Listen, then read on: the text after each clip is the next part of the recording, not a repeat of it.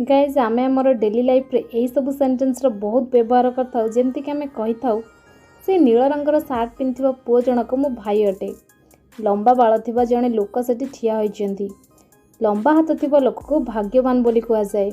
Guys आज आमे यही सब सेंटेंस को इंग्लिश रे सिखिबा। चलंतु या को एग्जांपल संगरे बुझिबा को चेष्टा करिबा। प्रथम एग्जांपल होउची से नील रंगर सार्ट पिंधिबा पुओ जनक मो भाई अटे। That boy in blue shirt is my brother.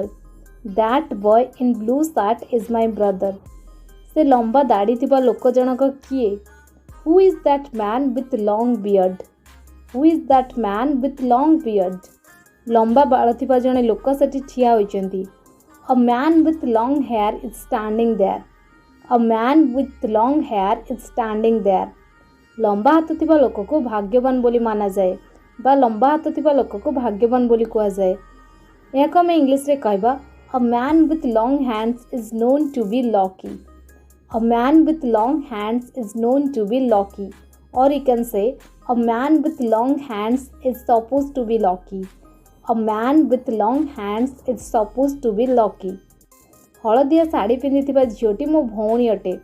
The girl wearing the yellow sari is my sister. The girl wearing the yellow sari is my sister.